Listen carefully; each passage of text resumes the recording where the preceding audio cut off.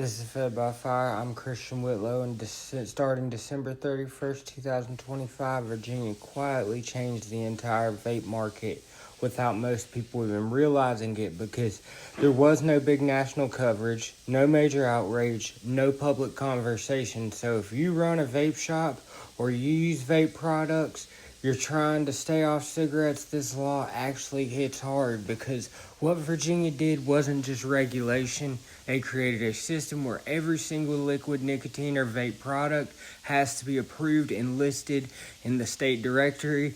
And if it's not on that list, it cannot legally be sold or distributed or even imported for resale anywhere in the state. And that applies to manufacturers, distributors, and retailers. So anybody involved in the supply chain is on the hook, and the penalty is where it really gets serious, because if you get caught selling a product that is not listed, you are looking at a $1,000 fine per product per day until the product is removed or approved, which means if a shop has multiple non-compliant items sitting on the shelf, that number stacks up fast and turn into tens of thousands of dollars in a very short amount of time. And the kind of pressure is not accidental. It forces immediate compliance whether a business is ready or not. Now, in the real world, most vape shops don't survive off a couple major brands. They rely on a wide range of products, especially flavored disposables. I love myself. Smaller companies that move quickly with trends and customer demand, and a lot of those products are either not going to qualify for the directory or the companies behind them can't afford the process required to get approved. So what that means is inventory that was profitable one day instantly becomes a liability the next day. And Virginia gave retailers 60 days from when the directory goes public to either sell through that inventory or remove it or return it, which sounds reasonable on paper, but in practice it puts shops in a tight position because they are either racing to sell products that are about to be banned or taking a financial loss by pulling them early, and distributors are under the same pressure to clear out anything that doesn't comply across the board. So the system forces a rapid reset of what cannot exist in the legal market. Now, officially, this is not a ban, and that's important to understand because the state's argument is this is about regulation, safety, and reducing underage use, especially when it comes to unverified or imported products.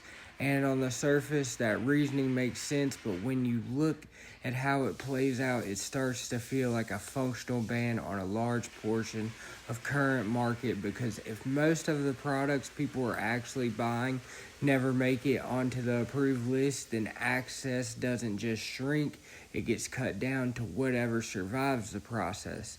And that leads into a bigger pattern, and we've seen this over and over again, which is when you restrict the supply without eliminating demand, the market doesn't disappear, it shifts and adapts. We've seen that with drugs, we've seen it with alcohol during Prohibition, and we've seen it with anything that people constantly use because demand doesn't turn off. People look for alternatives, and those alternatives aren't always safer or regulated. And in fact, a lot of the time they move further in the opposite direction. So if legal vape options become limited or more expensive, some people will go back to cigarettes. Some people will try to order products online from the outside states, and some will be buying them from whatever informal or underground supply fits the gap. And that's where an unintended consequences start to show up, because the goal might be the control, but the result can shift into less controlled environments.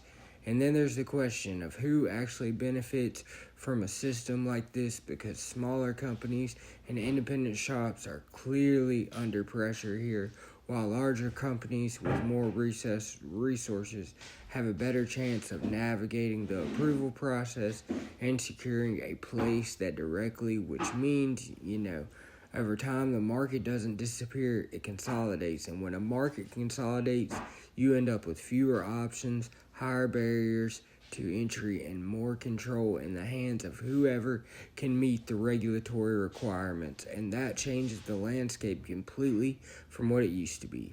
So moving into 2026, the real question is whether vaping still exists in Virginia, because the question is who controls what's left and how people respond when access changes this quickly. Because history shows when the demand stays consistent and legal access gets restricted, something else steps in to fill the space. Whether that's large corporations dominating that approved market or smaller underground channels picking up what gets pushed out. Either way, the system doesn't just stop, it evolves. And that's what makes laws like this worth paying attention to. Thanks, guys, for watching. I'll have some more for y'all later.